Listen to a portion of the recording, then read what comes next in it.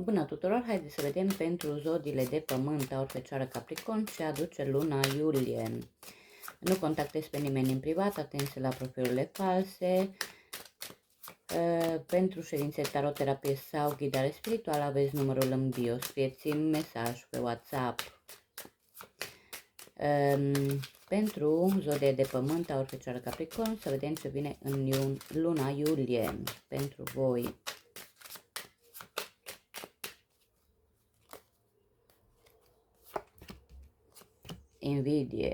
Invidie. O să clarificați ceva cu o persoană care poate nu dumneavoastră, dar persoana vine către dumneavoastră să clarifice niște chestiuni. Cineva este îndrăgostită de dumneavoastră. Lucrurile se întâmplă cu întârzieri. Mai sunt ceva întârzieri, vi se pare că situația stă pe loc. Atenție să nu vă îmbolnăviți sau aflați de cineva care este bolnav. Atenție la picioare, poate o să aveți probleme cu picioarele.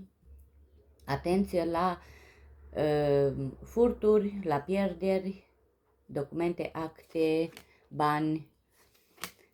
Sunteți invitat la o petrecere. Probabil că, fiind sezonul nunților, botezurilor, ceea ce se poate face după calendar, probabil că sunteți invitați într-o adunare, unde sunt mai mulți oameni, nu? O să întâlniți o persoană specială, un om de afaceri, un om important pentru dumneavoastră care o să vă ajute.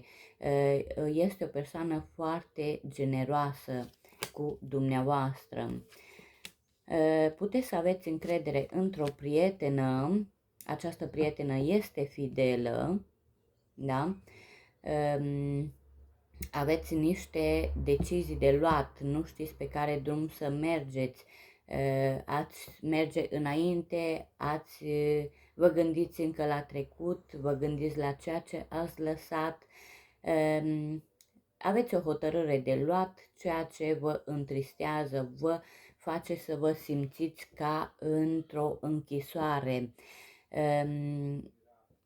Luați hotărârea, ascultați-vă inima, luați hotărârea care este cea mai bună pentru voi și atenție că cineva vă înșală, poate să fie partenerul, poate să fie soțul, poate să fie partenerul, cineva vă înșală, da? În luna iulie sau o să aflați că persoana pe care o iubiți vă trădează.